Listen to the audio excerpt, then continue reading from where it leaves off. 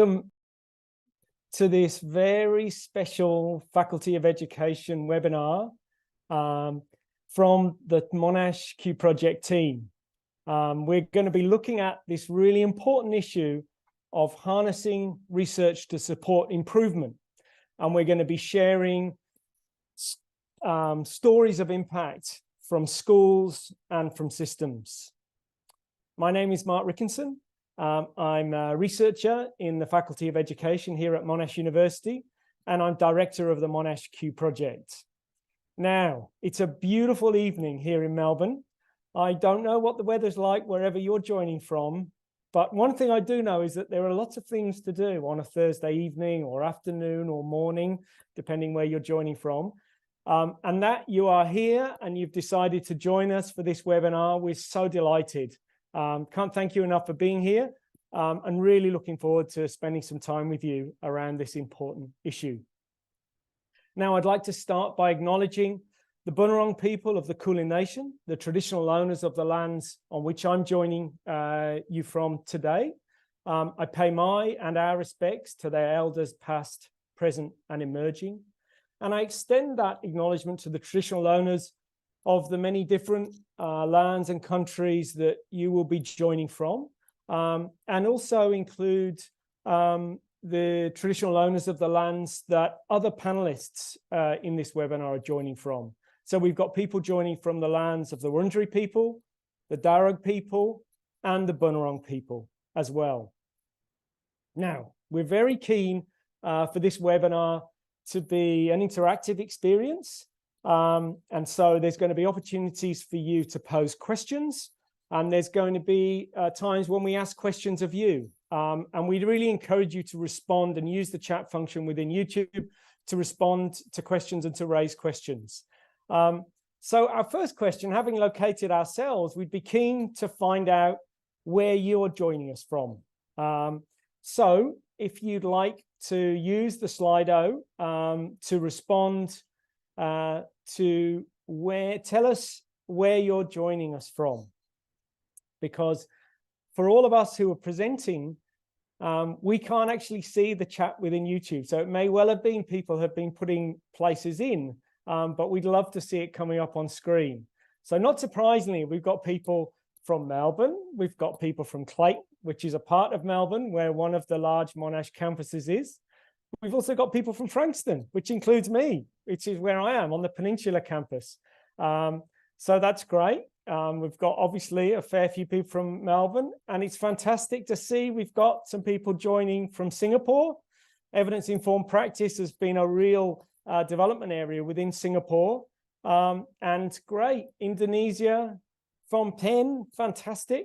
Gosford, which presumably is a part in New South Wales. We've got someone from Nigeria, different states, parts in Queensland, Chelsea, which could be somewhere in the UK, but I'm guessing is somewhere within Melbourne, Port Melbourne, another part of Melbourne. I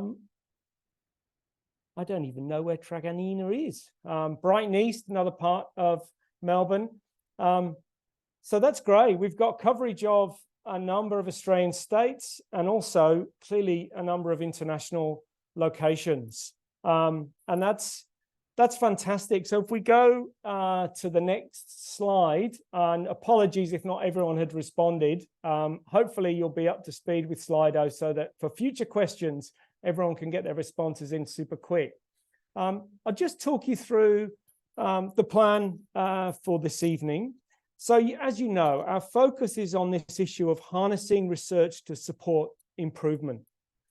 And you will be well aware, coming from lots of different locations, that there's no shortage of calls for the use of research in educational improvement. So for instance, here in Australia, the expert panel that's been set up to inform the review of the next National School Reform Agreement talks about the importance of, and I'm reading this, quoting it, evidence-informed education policies, reforms, and classroom practices playing a really critical role in the next National School Reform Agreement here in Australia. And then internationally, organizations like the OECD, recent reports from the OECD have talked about the importance of using research systematically and at scale to improve both educational policy and also educational practice. But the challenge is that using research evidence in practice in education is not simple or straightforward. And often it's very hard to know, are we doing it well? And that's where the work of the Monash Q Project comes in. Over the last 5 years, the team at the Q Project at Monash have worked with over 2,300 teachers, school leaders, and system leaders across the country to understand what it means to use research well, what it looks like in practice, and how it can be supported in schools. And so what we want to do this evening is to share with you some of the learning that's come out of this work in 3 ways. Firstly, we want to introduce the Q Project's work by sharing 2 perspectives. One perspective from a university, someone who works at Monash, and then from the perspective of project participants, a whole range of educators who've taken part in the project, share a video of them reflecting on their project experiences. Then, really importantly, we're going to go into some detail and really get to explore 3 impact stories from 2 schools and 1 system. And I'll introduce those speakers in a moment. And then there'll be an opportunity for Q&A where you can raise questions and we can put some questions to our panelists. So let me just introduce the panelists briefly. First up from the Monash Q Project is Blake Cutler, researcher in the Q Project. Hi, Blake. So great to have you this evening. Thanks so much. Think of a better way to spend my evening. Thank you for being here. And joining Blake on the panel is Vaughan Cleary, Senior Deputy Principal from Assumption College, a school also in Victoria. Great to see you, Vaughan. Great to be here. Thanks, Mark. Thanks so much. Also coming from a school in New South Wales is Mark Nielsen and Kate Harvey, who are Deputy and Assistant Principal, respectively, of Hoxton Park Public School in New South Wales. Kate, Mark, great to have you. Hello, it's wonderful to be here tonight. Really looking forward to hearing from you. And last but not least is Donna Anderson, who's a learning consultant focused on school effectiveness from Melbourne Archdiocese of Catholic Schools, from a school system perspective. Thanks so much for being here, Donna. Welcome. Nice to see everybody. Great. So you've met the panelists of learning and teaching right across the university, and she's got a really interesting perspective on the work of the Monash Q Project. So let's hear from her. I am Ali Clemens, Acting Deputy Vice-Chancellor, Education and Senior Vice President at Monash University. I come to you tonight from the lands of the Bunurong people, and I pay respects to elders past and present. I want to also acknowledge Aboriginal colleagues who would be with us in the audience tonight. The Q Project is one of the flagship projects at Monash University, and for this reason I'm honoured to be able to speak at the start of this event. But I also have a personal connection to this project, and as such, I'm especially thrilled to be able to provide this opening piece. I've been lucky enough to work with quite a number of the project team members and was also asked to facilitate one of the first workshops on evidence use in schools for the Q Project, at a time when the potential of this topic was not grasped even as fully as it has been now by the project team, by schools and systems. And then when I review the progress made by the Q Project, its achievements, its tools and its impact, it is then remarkable to see what has emerged. You could say that the theme around evidence use in education should be very familiar in a university context, and especially at Monash University, which is knee-deep in generating quality evidence and research. Yet despite the proximity of educators in a research-intensive institution to research, their use of it to guide their educational practice is not as commonplace. Almost all who teach in higher education would research in their discipline too, but many feel the pull of one or the other. They may even feel more inclination for one over the other. And rarely in a research institution is there a synergistic and easy relationship between evidence generation and educational practice, or a strong tradition of the use of data in guiding educational practice, or even a sophisticated understanding of how it might do that. The Q Project's assertion that there is a lot around the quality of evidence, but less around the quality of evidence use, is really pertinent. It is highly relevant to higher education too. Now, as I mentioned earlier, quality evidence generation is core business for universities. But what I'm particularly struck by is how a focus on evidence use changes things up. It signifies a shift in attention from the producer of evidence to the user. And this is not a commonly adopted standpoint for researchers. Researchers often look to disseminate their evidence, but the direction adopted here is still one way, from producer to user, where the user is positioned as a slightly more passive recipient of evidence findings. What is powerful about the Q Project is how their work has revealed different patterns around evidence use. Their work has recognized that a focus on evidence use necessarily positions the educator or practitioner as active and as expert, whereby they, together with other colleagues, can work with and on the evidence for its ability to guide practice. Moreover, the Q Project recognizes that effective evidence use lies in productive educational and institutional cultures that facilitate relationships and encourage an evidence base to guide practice. The Q Project's work is well suited to education of all kinds. It is well needed too. I am struck by how the nearness of researchers and evidence producers to their own education practice in a university context exposes some of the challenges that the Q Project's work on evidence has surfaced and addressed. There is much to learn from school improvement approaches, which privilege educators and their practice, and likewise from the Q Project's depth of understanding about how educators can and do make conscious decisions on their practice based on research, and the impact of all of this on educational outcomes. I'm sure you will come to appreciate this even more as you engage with the esteemed panel of presenters during this webinar. Thank you. Wow. Now, I'm sure everyone will hear different things in Ali's presentation. But let me just share two threads that really sort of stuck with me.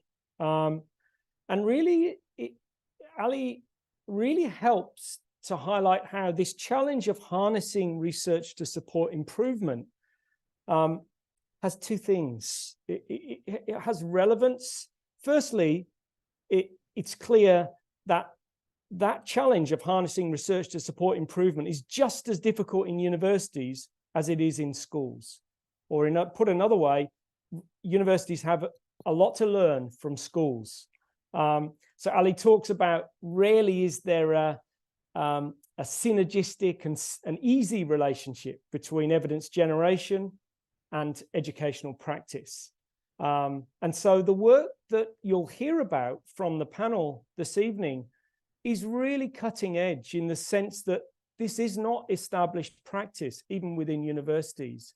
And so there's a huge amount that we can learn from the practitioners who are speaking this evening.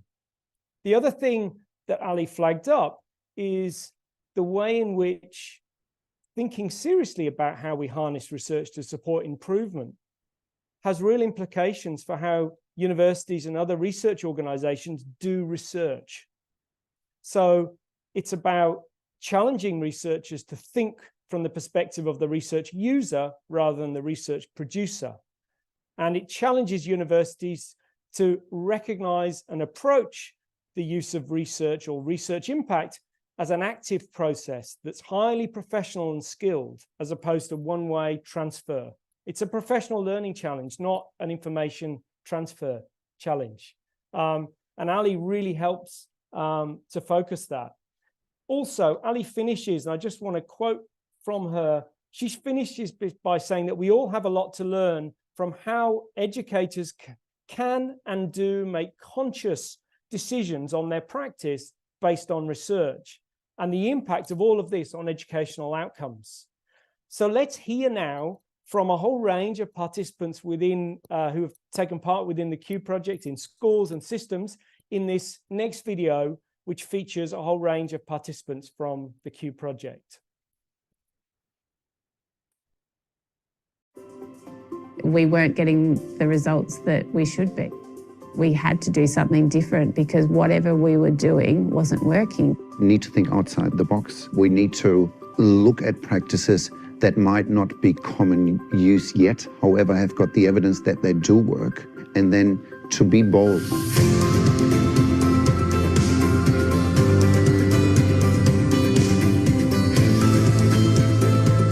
The Q Project has been a catalyst, a disruptor. It's given us insights into how we can do things differently. It's been very beneficial having been part of the Q journey for myself as a practitioner. It has helped me to become consciously competent around the use of research, leading teachers in the use of research. What I learned was that it's really important that everybody is on board and going in the same direction. There has to be a really strategic approach to how we use research. It has to be built into what we do and how we do it. We want teachers to make conscious decisions about their practice based on research. We want teachers to use evidence-based practices because we know they work. The Q Project is a 5-year collaboration between the Faculty of Education at Monash University and the Paul Ramsay Foundation. It's seeking to better understand and improve the use of research by teachers. We've developed professional learning, we've developed resources, we've done those with educators, and we've trialled them in schools, in system organisations and in knowledge brokerage organisations. And so we've helped schools to use research better in their classroom practice, in their leadership practice. There's lots of work being done about the quality of the evidence, but very little about the quality of the use. The Monash Q Project is really important in terms of teachers and school leaders using research evidence well, because it's provided, a really robust framework to help schools understand where they are in their journey of using research well. The Q Project for me really assisted in providing a framework for how teachers and educators and leaders should engage with research. The Q Project kept us on track because you could go back to the framework and you could say, yep, this is where we're sitting, this is where we're tracking. It fits so beautifully with what we're trying to achieve as a system. It simplifies it, but it clarifies it as well. We engaged with the trial of the assessment tool. We used some of the resources on the Q portal, which were really great to start the conversations, but also lead us in directions for different types of research.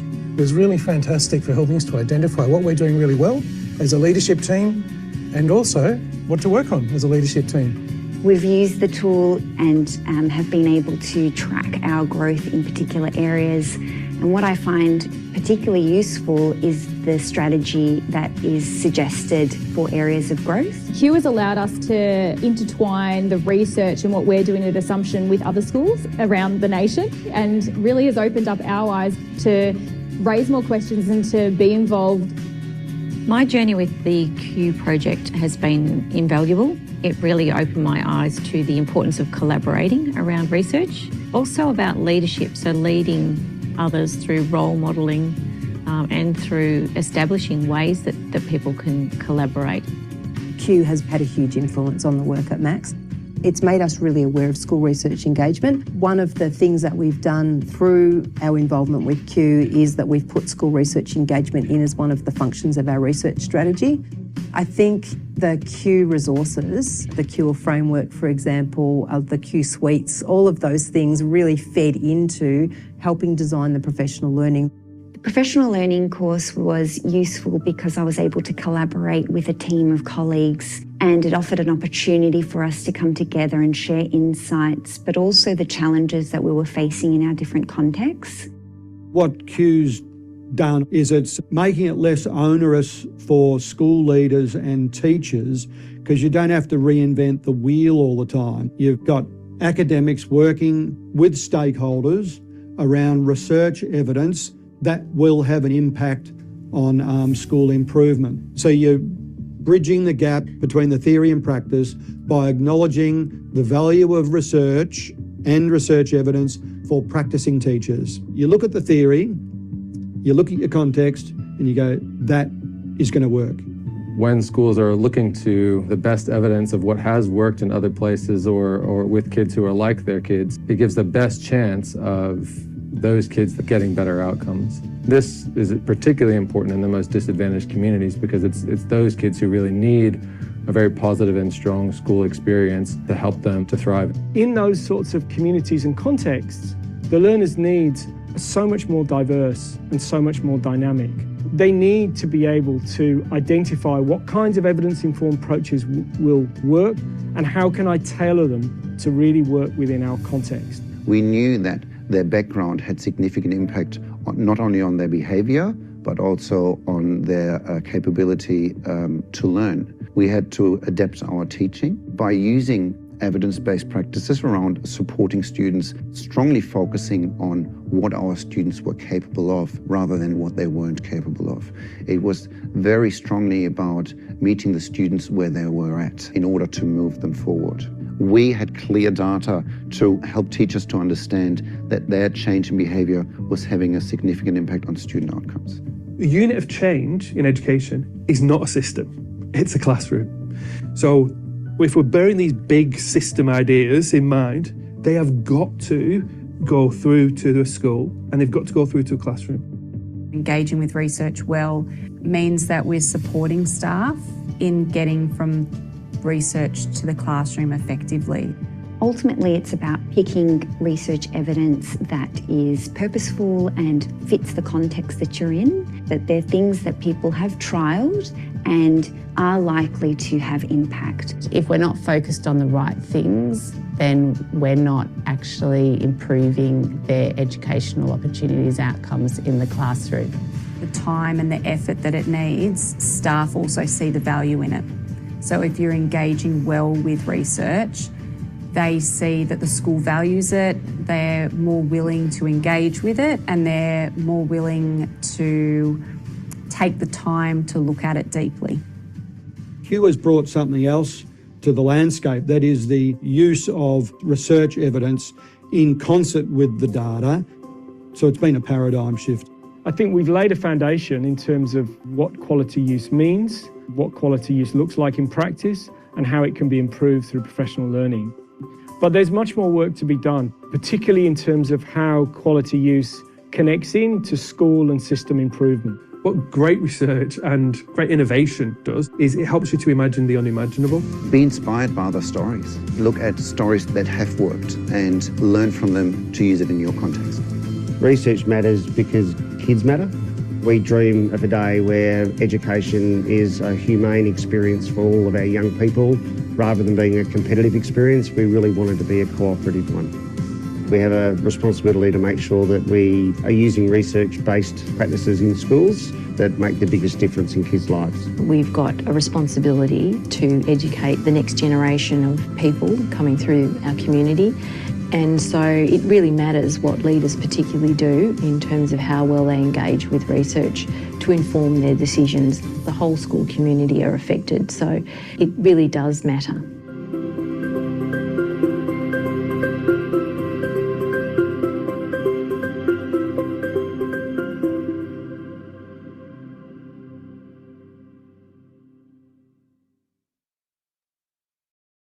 We're really excited that that was the first public viewing of the Q Project impact video. And as someone who was in the classroom just a couple of years ago, I love how it conveys the voices of those who are making a real difference in classrooms across the country. For me, it's so energizing to hear educators speak so passionately about using research. I'm sure there were moments in there that will have resonated with you, and you're most welcome to share them in the chat. The message that research use matters because our kids matter is what sticks with me, and it takes me right back to my music classroom. Tonight, we're incredibly lucky to have 4 amazing educators from the video here to talk more about their experiences of using research well, and also to field some of their questions. And so with that, I'd love to introduce our first panelist tonight to share their experience of engaging with research, Vaughan Cleary from Assumption College in Victoria. I'll hand over to you, Vaughan. Hi, Blake, and it's great to be here with you tonight.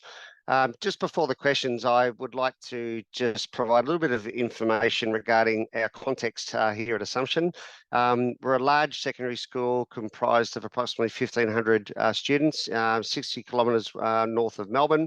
We're a co-educational boarding school and including a farm and restaurant and other things. So it's a very, very busy village. We have initiated quite a radical transformation away from an age-based curriculum to a stage-based curriculum. So we're offering vertical learning opportunities for all of our students across the school. And what it has meant that virtually every class that runs across the school is multi-age, and it is personalised to the stage of development, not the age.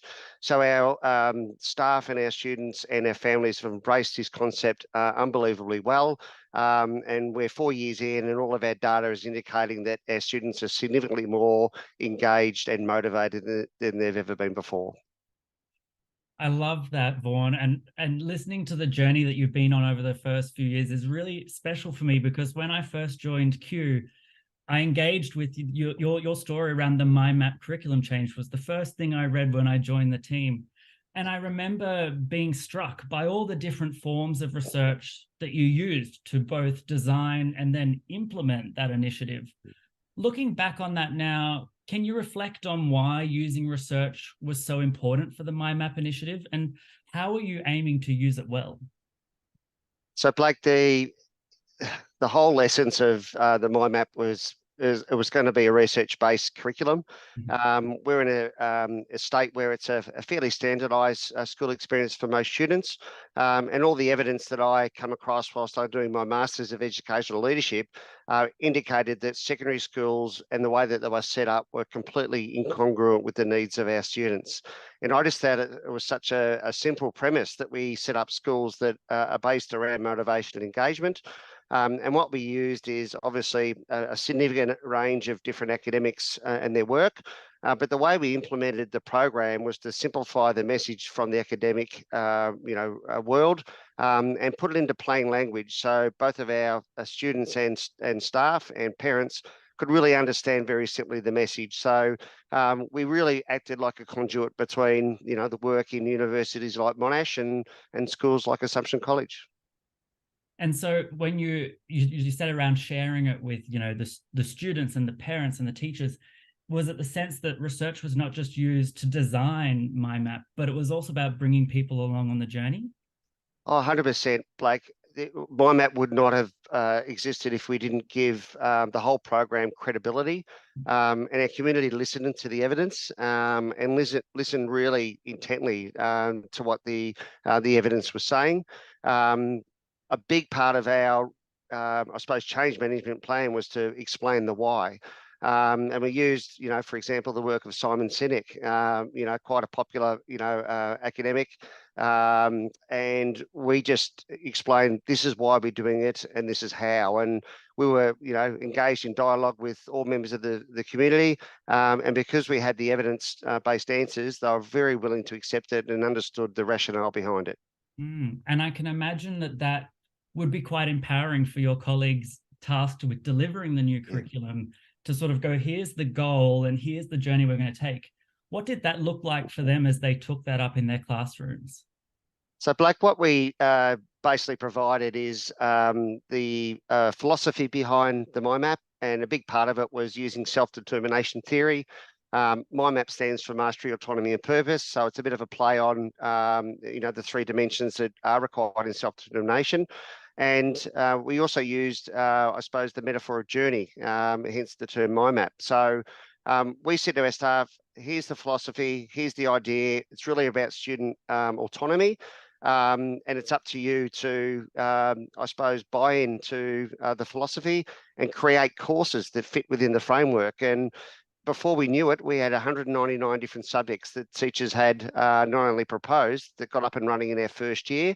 And we're in year 4 this year, and we've grown that to over 260 260 subjects. And the reason why it's been sustainable is because teachers have really been able to curate their own role, because they're bringing in their passion subjects that are mapped to the Victorian curriculum.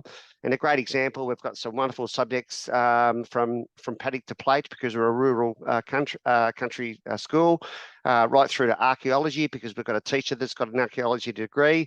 And we have always said the curriculum's the beating heart of the school, and it will be ever evolving. So as teachers come and go, so will curriculum offerings. It's so wonderful to hear that you're tailoring those courses beyond, your traditional subjects that you'd expect at school. I'm also captured by the way that you've engaged the broader school community. Often when we think about research use, it might be quite narrowly thinking it's shared from the leaders to the teachers and maybe to the students. But the way you've engaged students primarily, but also their families and their parents and their carers, that's really a profound part of your journey, right? Can you talk us through how that sort of relationship was fostered through engagement with the research? Yeah, well, we had what we call a pre-mortem, Blake, prior to the whole change management plan, and asked the question, if this project is going to fail, what's going to be the problem? And the big message was that we needed to get stakeholders to understand and to walk alongside us. And that involved, the school leaders, right through to the house leaders, right through to learning leaders, and right through to the families. And we presented to a number of teams, presented to the whole staff. And then we were very brave by opening up our doors and inviting our families in for 8 different sessions. We have 8 different houses in the school. So we had nice little, cozy conversations with our families. And we were very much prepared to engage in dialogue with the families. There were some concerns early on that the school was going to be using the students as guinea pigs, but we reassured the families that we were the experts in the room, and it was great to be able to say, to families that trust us, we are professionals, and something that is not really a big part of a traditional teacher's experience in schools. And I really feel the impact of that, building the relationship with the parents. I remember I read an account from one of your students, and they were saying, I had trust in the MyMap process because my parents and I sat down and we looked at the evidence and we spoke to the teachers about it. Such a powerful way of engaging with research and bringing the community together.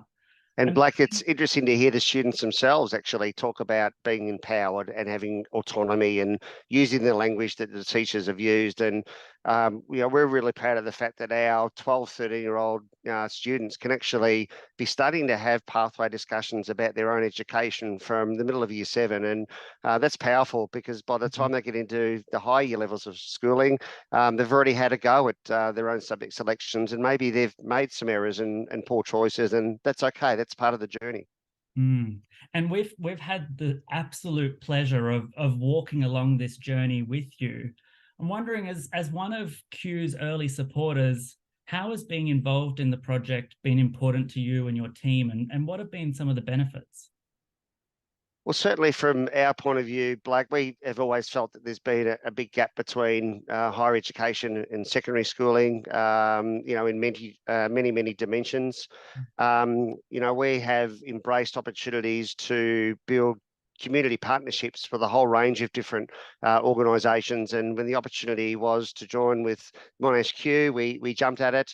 It was led beautifully by Jo Gleeson, who showed a lot of passion and energy for the Monash Q Project. And I think the energy and passion she had for Monash Q was equally matched by the Assumption staff's energy here. So, we felt some synergy in that relationship. And, we think that by building connections with organisations, we're going to open the school up to further growth and opportunities, which is what we've done. And not just growth within your school, but also beyond the school. I think that's one of the really beautiful things from your reflections in the video was we've been able to engage across the country and open up our school to educators who may not see it. How does that sort of philosophy of opening up drive your engagement with research in the school more broadly? Yeah, absolutely, Blake. I mentioned in the video how, from a Catholic point of view and a Marist point of view, that we're so saddened that, the whole education system in secondary schools has turned into a competition. I use the term, we've got a moral responsibility to engage all of our young people in the best possible education, and it shouldn't be competitive. It should be, cooperative. And we've opened up our doors and run a series of MyMap tours for educators, and we've had people from not only all around the country, but actually overseas coming to see what a traditional large secondary school can do if given the opportunity. So, we will continue to connect and help other schools grow if they want to come and hear our story. I absolutely love that. And I'm sure our colleagues are sharing links to your case studies in the chat now, because they are just such a rich and insightful walkthrough of the process and the thinking and the different layers, because although we've only had a few minutes to sort of get into it, it's such a deep process that you went through. And I think if we can foster that time and that energy to invest into these sorts of significant reforms, it would be such a wonderful thing for other schools to be able to see as well. Great. Thanks, Blake. Thank you so much, Vaughan. And I'm sure there'll be lots of questions out there that will be coming your way later. And if anyone does have questions they'd like us to pick up on, please feel free to keep putting them in the chat on the YouTube platform. So now we're going to turn to some friends of the project from the other side of the border to share their experiences about using Research Well at Hoxton Park Primary School in New South Wales. Please now welcome Mark Nielsen and Kate Harvey. Thank you again so much for joining us. We got a little bit of an insight into some of your engagement with Q in the video. I'm wondering if you could give us a bit of a top line introduction to what your journey with research use has been like at Hoxton Park. Oh, a top line. I think it's been the growth of teachers and the passion of teachers to engage with research, and just over the time how excited and motivated they are to find research now for themselves as well. Look, I agree completely. It has really become part of our school culture. I know that was mentioned earlier.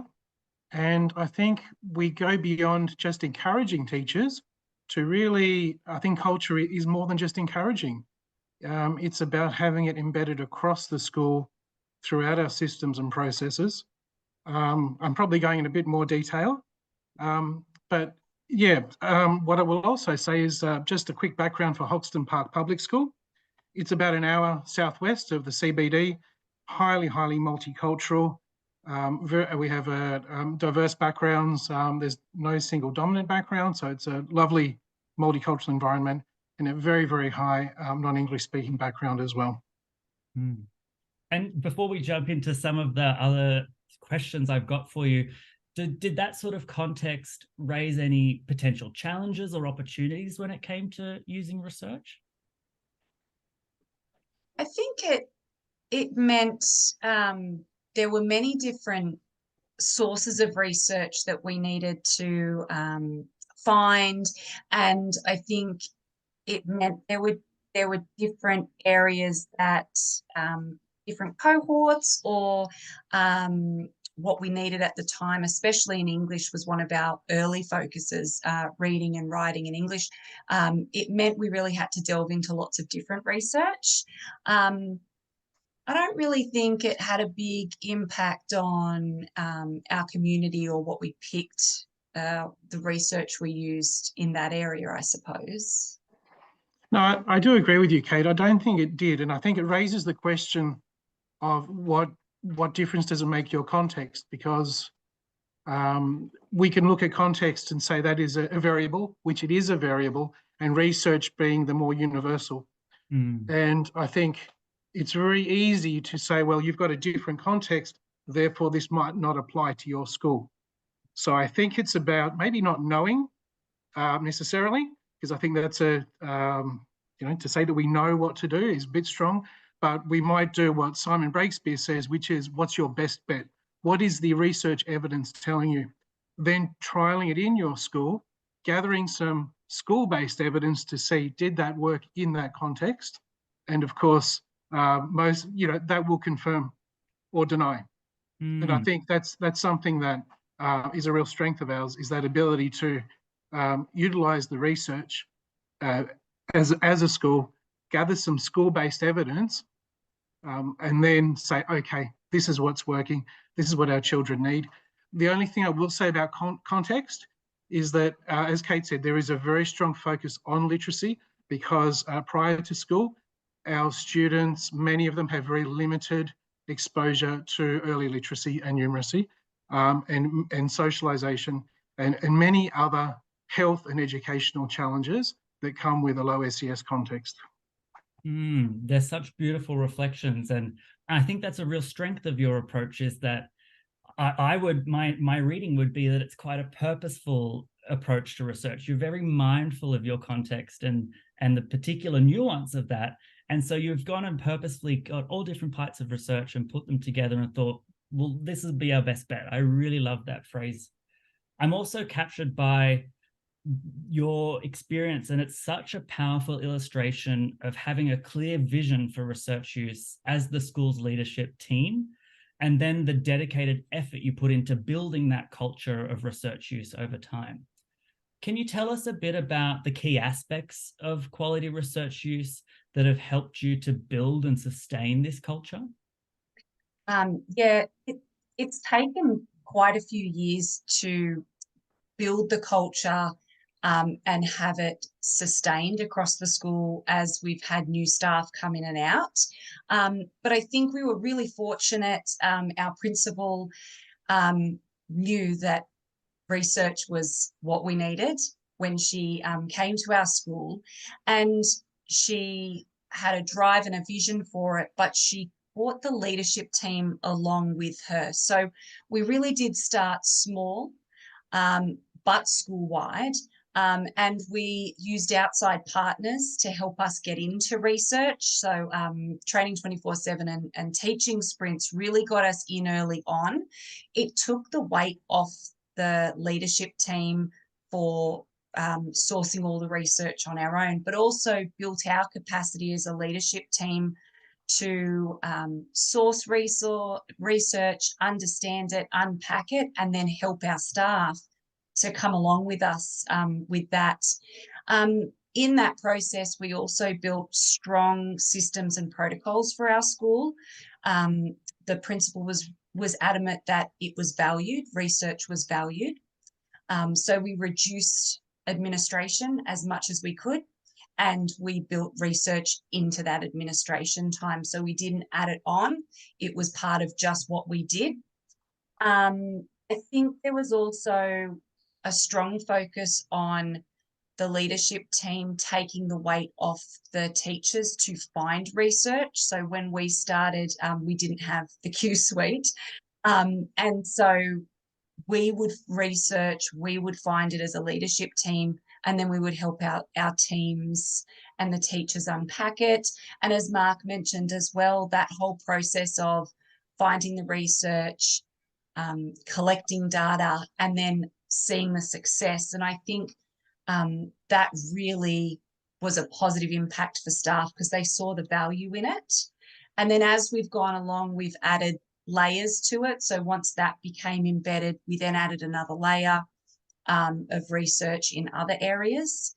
And then, as Mark alluded to as well, that addition of more evidence informed through the data that we collect along the way at a school-based level. And I think the other thing that's helped us, Mark, was our partnerships, and you spent a lot of time in that space with partnerships with other companies to help us out as well. Yeah, that's correct, Kate. We've had a long partnership through Schools Plus and also the SVA network, of course. Also working closely with the Paul Ramsey. And particularly the work we've done through Schools Plus has been very innovative, and that also has been evidence-based work as well. So things like improvement in encouraging girls' participation in STEM, seeing uplifts in their confidence, seeing uplifts in students' knowledge and understanding. I just want to circle back before we go on to also what Kate was saying about routines. I feel that Kate and myself and the rest of the leadership team, we have this thing where we work really well at carving out space, headspace, for the difficult work, what Helen Timpley might call adaptive expertise, or an complex adaptive challenge. And it's a little bit like the difference between working memory and long-term memory. By putting things into a system or process, by being able to, therefore, in a sense, put it to long-term memory, we're able to free up that cognitive space for ourselves, but also for our teachers. And it's no surprise on the Q tool that infrastructure came out as one of our best areas, which of course is systems and processes. So we find, and we do this all the time, and I think we're quite good at it, in that our adaptive expertise, so that's the complex stuff, solving problems, seeking new knowledge, thinking evaluatively, checking the impact, all of that high order stuff, you need a lot of cognitive space for that. And the more you can put into a system and process, like a sprints process, sprints is very high cognitive work. It is, for our teachers, for our teams. PLCs are very high cognitive work. But if we've got a structure that they can use, that frees up space for them and frees up space for us too, to do the complex adaptive work.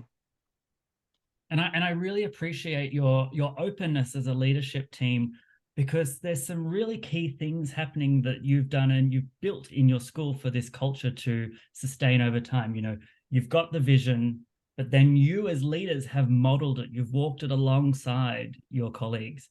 But then I think there's this really profound way that you've built an infrastructure around research use, whether it be the broader networks that you brought into the school, whether it be the provision of time and resources and funding. I think that can't be overlooked as like a really central part of your journey. You've also spoken about the assessment tool a couple of times. I'm wondering if you can tell us a little bit about the impact of this tool and how it's informed your decision-making. So we came on board, Joe asked us to spend some time with our leadership team, and Mark and myself spend some time with this assessment tool and the resource suites to see how we would use it, seeing that we had already got research together for our staff and in the classroom, whether it would add value or whether we found a space for it. And we found it incredibly valuable because the assessment gave us individually as leaders areas that we could identify to grow ourselves. And personally, that was great for us to put into our professional development as a leader. But also it gave us a common language and common leadership areas that we could work on together as an executive team. So we'd spend a lot of our space, like Mark had said, developing our skills and acquiring research and working out how to make that manageable for the staff and the systems. But we hadn't spent a lot of time as a leadership team looking at our leadership skills, where we were as a school, and areas that we needed to improve and areas that we needed to just tweak, which was really great. So we found a commonality, and then we spent a few weeks just looking at that one section. And one of our areas was culture, actually. We looked at how well were we doing it, what bits had we missed that we didn't know we'd missed, and those resource suites really gave us great conversation starters, which was fantastic. Yeah, look, I don't think I have a great deal to add to that. It was just a wonderful opportunity to reflect as a leadership team on how effective we are at using research. We knew we were using it, but this was a moment which we really don't get that opportunity often, to reflect as a team, as Kate said. I guess it does tie in with a point that we are very collaborative, and we see the value in collaboration in all of that difficult work that we do. When I say difficult, again, those complex adaptive challenges. So yeah, great opportunity to reflect and improve. We're also have a commitment, I believe, to ongoing improvement, which is also essential. I love those reflections, hearing how you've taken what was a really reflective and reflexive approach to engaging with research for your students to engaging for yourselves. I love that. And I'm just going to echo a comment from one of our viewers. They're saying they love how the leadership team is modeling the emphasis on research by getting into the trenches with them. Thank you so much, Mark and Kate. And I would just also flag that I love that you are continuing to embody one of our key enablers of quality research use, relationships, by being here and sharing your story together tonight. We'll have noticed that the Slido poll has come up. So as we've been listening to our colleagues in schools sharing their experiences, what has been a key message for you so far? We'd love to get some insight from all of you watching tonight. It'd be fascinating, Blake, to see what comes through here. Commitment to improvement. That was really a common theme across both Vaughan and Mark and Kate. Culture, hey? Yeah, that was so strong in Kate and Mark, but also in Vaughan's as well. And it's really interesting, isn't it, how research, can play a very minor role in certain aspects, but then become much more prominent. And it's not like, it's subtle as it comes in. And I also like, Mark, the connections between some of these points, the commitment to improvement. When we build a culture of walking together, research use and using research well isn't something that's added on. It's quite central to the work. And I think that is really coming through clearly in some of the reflections from our educators tonight. Yeah, absolutely. And just the importance of leaders and leadership, both in terms of being reflexive, building partnerships and collaboration, and modeling, walking the talk. We've heard that so many times, haven't we? And the issue you raised with both with all contributors about context, and this idea of really determining carefully what's appropriate for the context. And not just appropriate in terms of the research that's used, but also the approach. So you'll see tonight that even from the colleagues we've heard so far, their approach is quite different. Yeah, they're still underpinned by those fundamental principles of working together, leveraging experience, and all those sorts of processes that we see in quality research use. Yeah, I love this, the setting aside headspace, that kind of really systematizing things in order to free up time to really think and work hard. And of course, those collaborative processes around community, around engagement, engaging the wider school community, that was so clear in both examples. And I love the point about research being valued. That's not to say, though, that it's not the only, information point that is valued. And I think that's really clear in both Vaughan and Mark and Kate's reflections, that it wasn't just the research guiding it alone. It was educators' professional expertise. It was the data. It was the broader views of the school community. I think that's a really powerful point that our viewers has brought out. Yeah, absolutely. Harnessing research to support improvement is actually about understanding its potential, but also its limitations and how it connects with other things. So far we've had some insights into what quality research use looks like in the classroom context and in a school context, but it's also important to recognize that quality research use doesn't solely happen in the classroom. Our colleagues working in school jurisdictions and playing broader roles in the Australian education system are also key. So last but not least, to share her experiences of quality research use at a systems level, it's my pleasure to introduce Donna Anderson from Melbourne Archdiocese Catholic Schools. Thank you so much for joining us, Donna. You're welcome. Hi, Blake. Just to give us a little bit of insight, we might have some viewers who are not too clear about what your role looks like. Can you give us a little bit of an overview and how you've approached research use in your role? Sure. I'm a learning consultant for Melbourne Archdiocese Catholic Schools, and in my role in the region where I work in the southern region, I work with schools in preparing for school review, in monitoring annual action plans, and in writing school strategic plans following their review. So a lot of work in the school improvement space.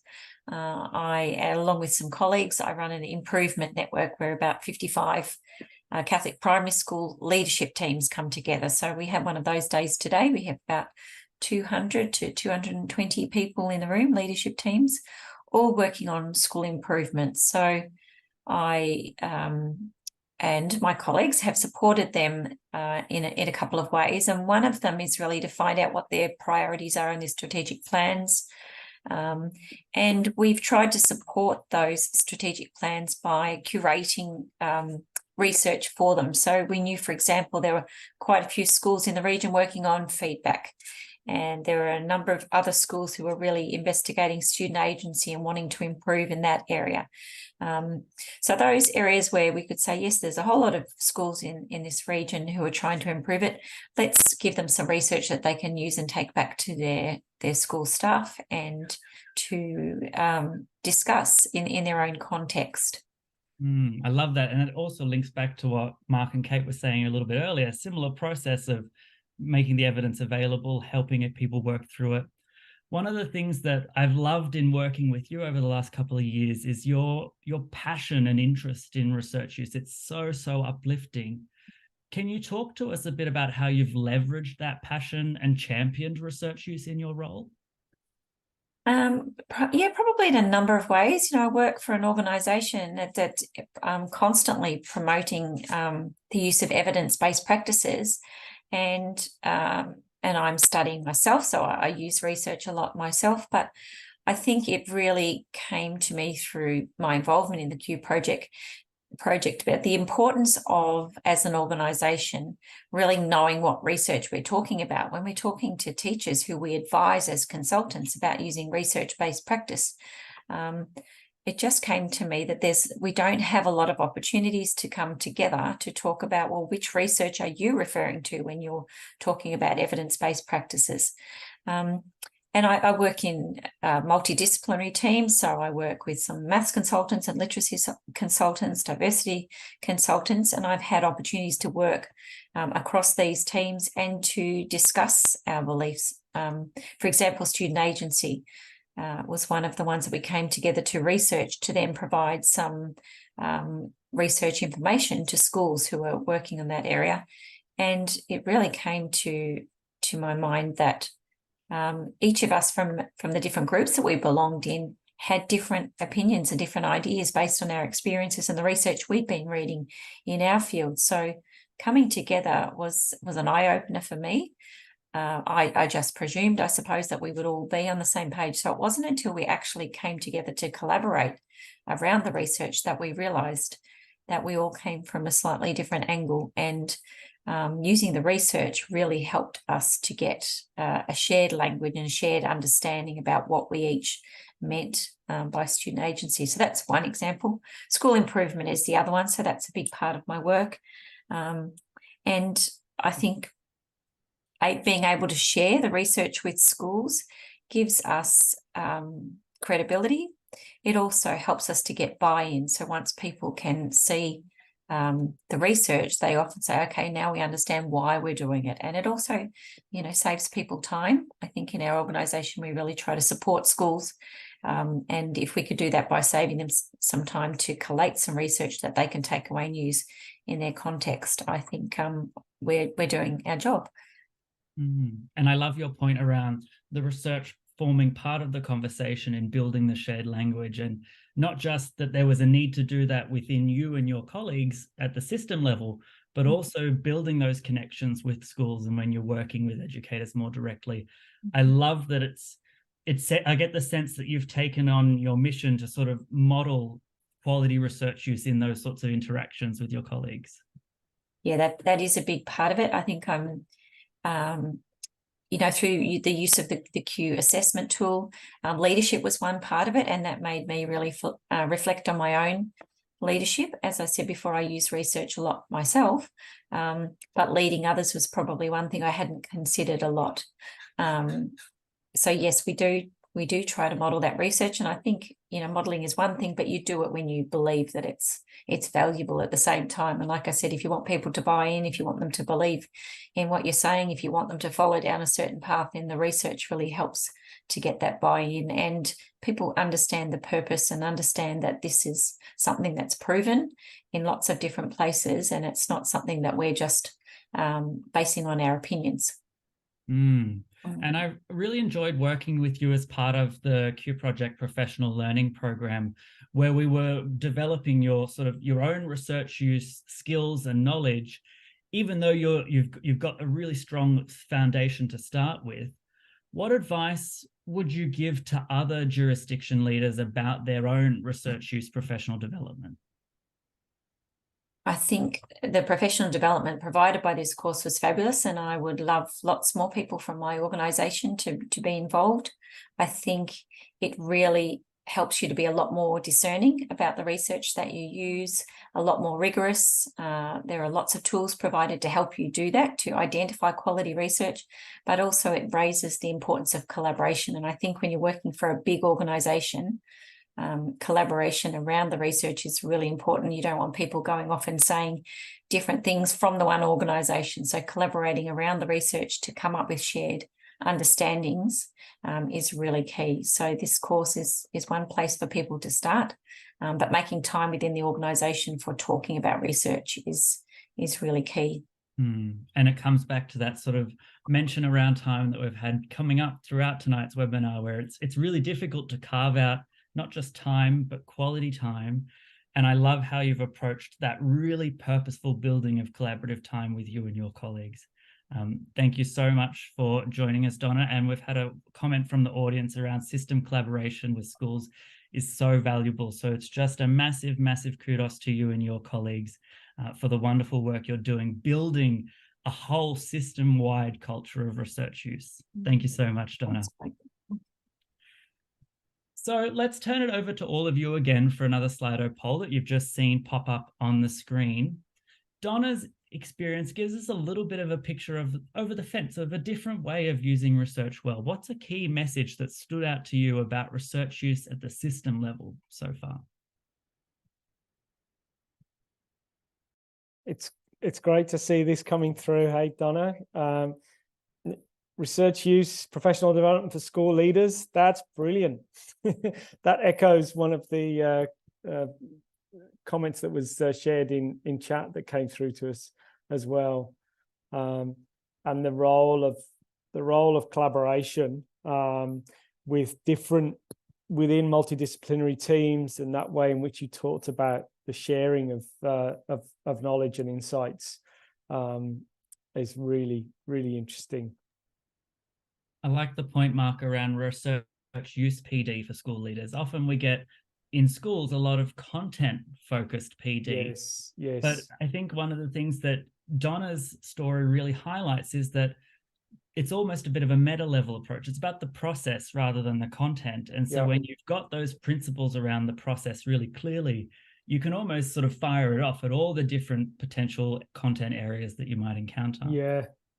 And of course, that thing about research helping to develop a shared language amongst group, and Donna shared the great example of around student agency, but you can imagine that, exactly as you say, that would be right, Donna. Hey, that could relate to lots of different system improvement priority areas in school. Yeah, absolutely. And in our organisation, it came from a wellbeing angle, whereas my experience in student agency has been in assessment, formative assessment, and student self-assessment. So we came at it with different angles, and it's very broad. But if we're dealing with schools that we were working with different students in different contexts, I think it's really important for us to know that there's agency in lots of different ways and in different contexts.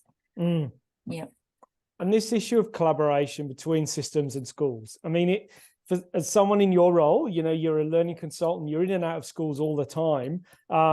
sometimes systems can be seen and perceived and experienced as quite separate from schools, and not always helpful. Whereas this idea of working together, collaboration, listening, supporting, that clearly has really resonated with members of the audience. Great, thanks, Mark. Yeah, I mean, we're a service organisation, and schools are, the people that we support. So anything that we can do to improve what they're doing and to make their jobs a little bit easier is, part of what we strive to do, as well as to get, good practices happening in schools. That's really, the bottom line, that we want the best practices to make sure that the learning in schools is most effective. Yeah. And that thing about different levels, hey, research use at the system level, that it's just as important as in schools. It's right back to Ali Clemens' point at the beginning, about, hey, universities have got a lot to learn from schools about this. And it's a similar thing, school systems are just as important players in this process as the schools themselves. Yeah, wonderful. Thanks so much, Donna. I think it might be time. We've fired various questions at all of at you as the audience. I think it's time for us to see what questions you have for our panelists. You've heard some just wonderful inputs from Vaughan at Assumption College, from Kate and from Mark at Hoxton Park in New South Wales, and then most recently from Donna. You've clearly picked up a whole range of ideas that have resonated with you from the school inputs and the system examples. So let's now go to a whole panel conversation for our remaining time, which we've got just over 20 minutes. And we are in your hands in terms of putting, suggesting questions. But we've got one question which has come through from an audience member called Luke. And I'm going to read this, and this sounds as if it's going to be going more to the school participants, but let me read it. How are you as a school determining what research base will best support your students, and how are you measuring long-term sustainability of the research base? So out of Vaughan, Mark and Kate, who would like to kick off with that one? Vaughan, you're quickly off. Go. I'm happy to start, Mark, just with the, discussion around, how do we choose? And at the end of the day, we focused on what the needs are of actually students. And we use that lens to actually, go and research, what we've done for MyMap.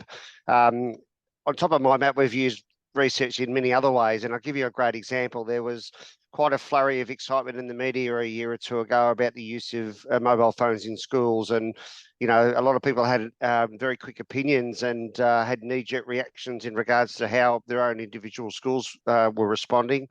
And we happen to have one of our younger teachers doing a master's, capstone project at that stage. And her project was actually on the use of phones and its impact in the school. And we were very lucky that we had our own in-house researcher, but we obviously used her research to guide the policy decisions at the school.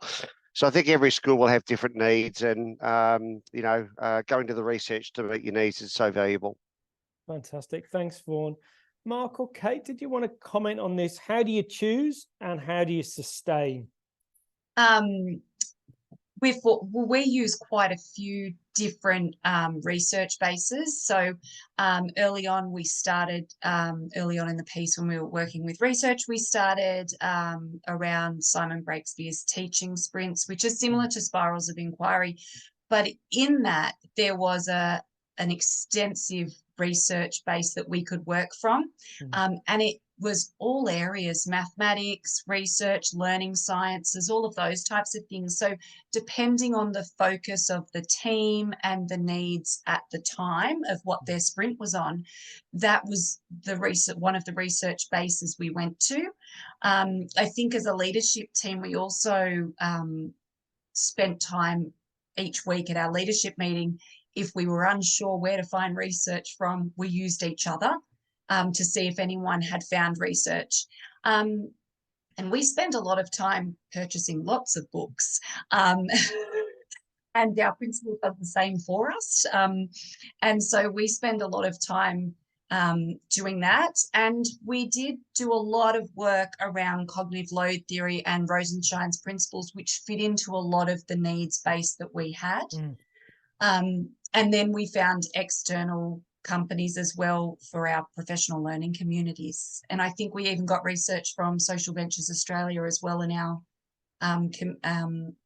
networks in there, didn't we, Mark?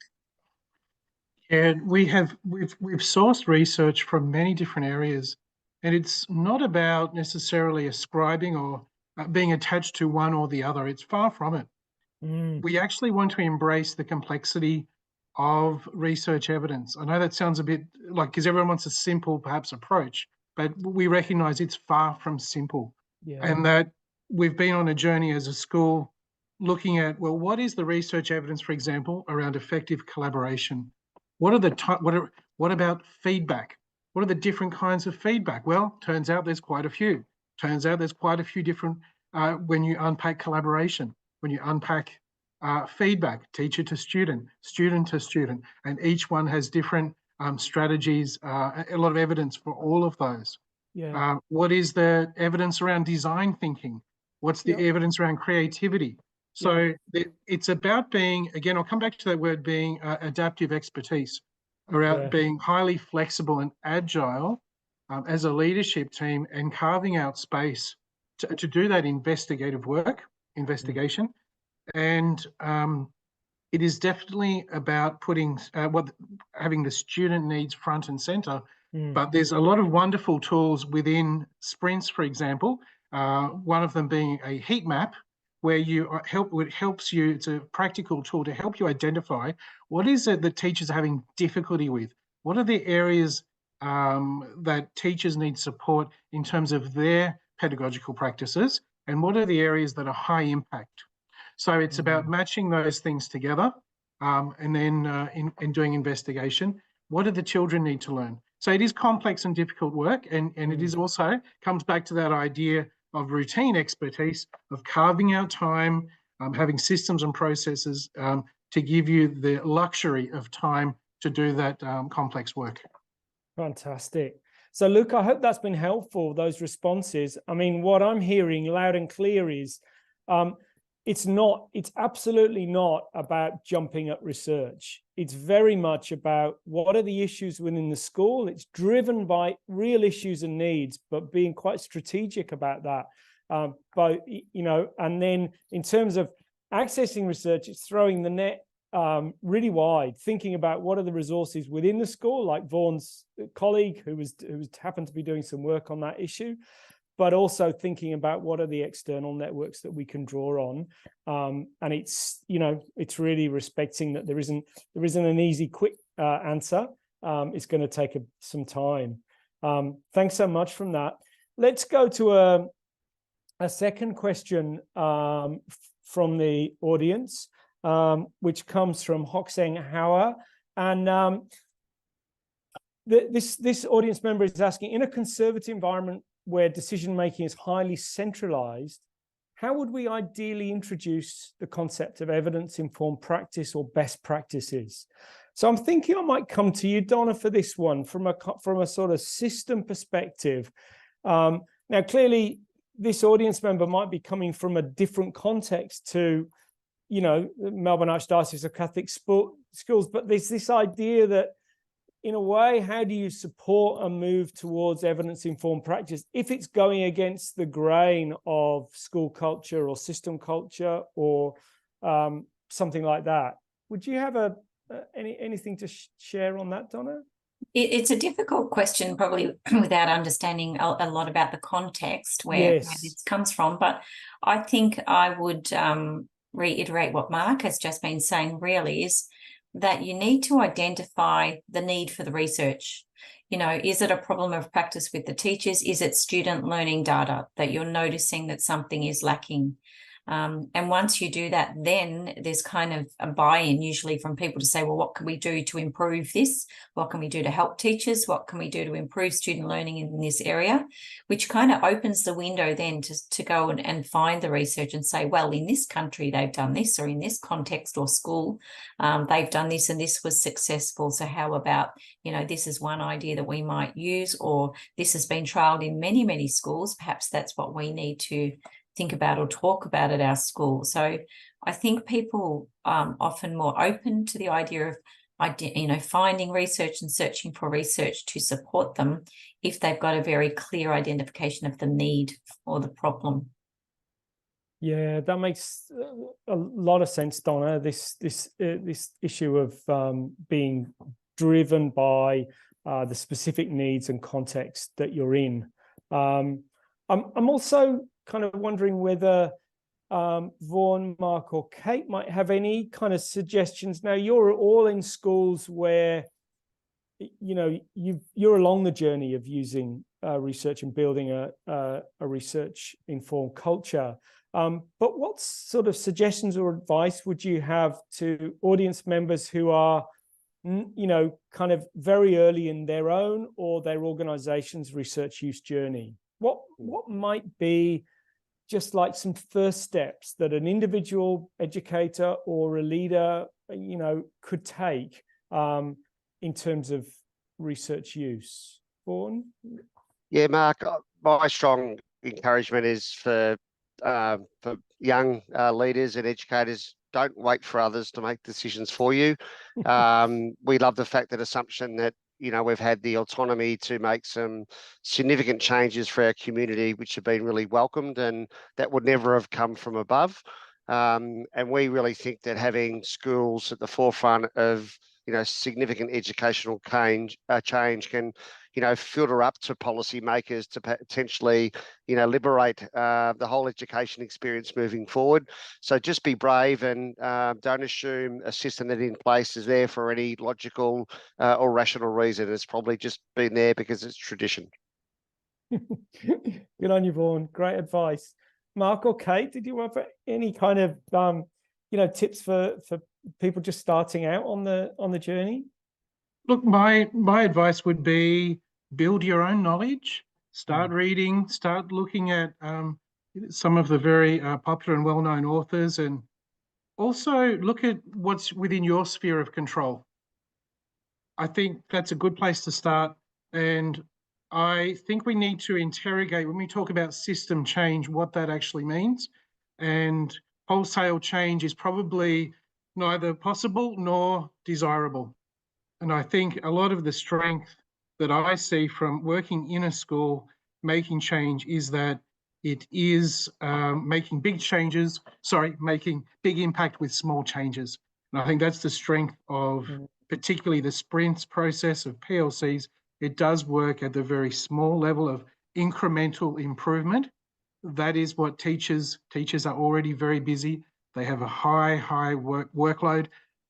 So anything that is bite-sized, that they can make immediate changes, will have a greater impact often than trying to do too much at once. We've made that mistake.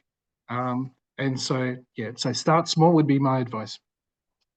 Fantastic. Yeah, I that's think perfect. maybe just, sorry, Kate. Well, I was just going to add, I think if you're on your own, like Vaughan said, don't wait for anybody. But if you engage in the research yourself and track the impact you're having, others will see it. We've had staff who've moved to other schools who've said, oh, they're not, I know good practice. I know it in the research. I've seen it in our school before they moved, and they just got the research. They made the changes, the small shifts, like Mark was saying, and then they find like-minded people together to sort of build it up from there if it's not coming from the top down.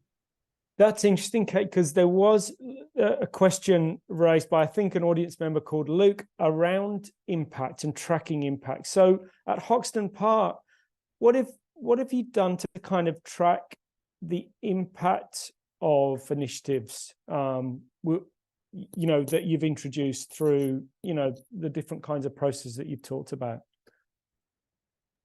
I think we've used a huge variety, haven't we, Mark? I don't think there's any one particular type that we've used. Early on, phonics and reading instruction was really a big focus area for research and took a lot of space. Yeah.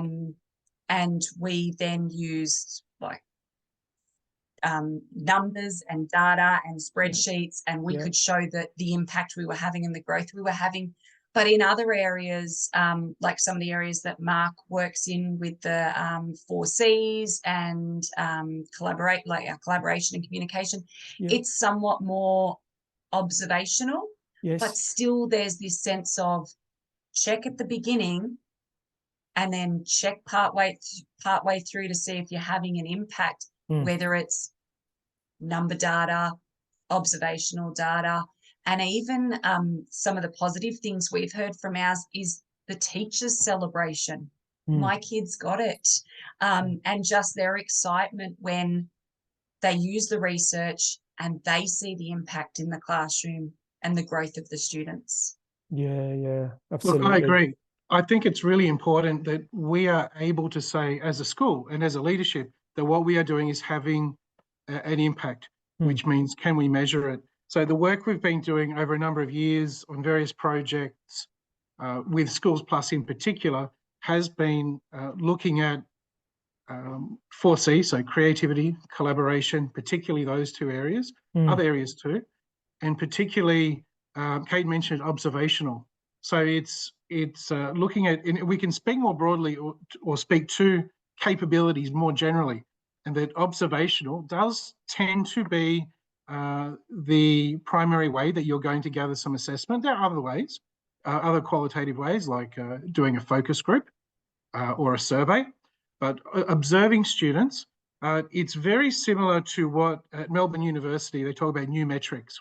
Yeah. So it's about not that there is a place for pen and paper, don't get us wrong. We're not necessarily saying there isn't a place for that, but when you're looking at how do we measure creativity, how we measure collaboration.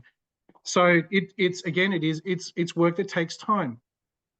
We've used a frequency rubric before, where we do a pre and post assessment. We ensure that the task that we're doing matches, so it's apples for apples, so we're not comparing different things. Yep. And that we're looking at the frequency. And we are moving towards now is more complex rubrics for observation with the work we are doing to measure the impact. So it's just another example of the sophistication that's involved, not just in finding research, making sense of it, and then implementing it, but also tracking and evaluating its effects and effectiveness within the school context. Thanks so much, Kate and Mark, for that, and obviously Vaughan and Donna for earlier inputs. I think that we are rapidly running out of time, which is quite a shock. Was there any last final reflections that any of the panelists wanted to make on any of the points that we've been discussing, or are we all good, team? I'd just like to add just one more last thing, Mark, Vaughan, and I just really thrilled with what Mark Nielsen just indicated around the breadth of tools he used to to gather data. With the MyMap program, our big focus was on motivation and engagement. So we've been actually trying to assess the impact by measuring their motivation and engagement. And what we've done is develop some internal survey tools in addition to some focus groups to actually critique exactly whether or not the curriculum's met its mark. So it is so vital that the tools are valid and reliable. And I'm going to be asking Blake Cutler to help me validate our internal surveys. He doesn't know that yet, but I thought I'd share that with you, Blake. Joe and I are on board. Right. It's out and it's in public. Well, listen, on behalf of everyone here, I really do want to thank all of the members of this panel: Donna Anderson from Melbourne Archdiocese of Catholic Schools, Mark Nielsen and Kate Harvey from Hoxton Park Public School in New South Wales, and Vaughan Cleary from Assumption College here in Victoria, and of course, my fantastic colleague, Blake Cutler. There's a wider Q Project team that sits behind Blake and I: Joe Gleason, Phoebe Marshall, Lucas Walsh, Kamal Darida, Genevieve Hall, and others who've been in the team before. We're very keen to hear from you, to be in touch with you, to collaborate further. So please use the contact details on the screen to look us up, hit us up on Twitter or whatever other channel you'd like, and do be in contact. Also, if we click to the next slide, we're very keen also to promote the next event that will be coming from the Faculty of Education, which comes from another large-scale research project focused on early childhood, which will be looking at the magic of innovation, imagination, and guess what? Evidence-informed practice. So that's findings from laureate Professor Marilyn Fleer's work in the Conceptual Play Lab. So that's coming up soon. Yeah, just follow the QR code for details.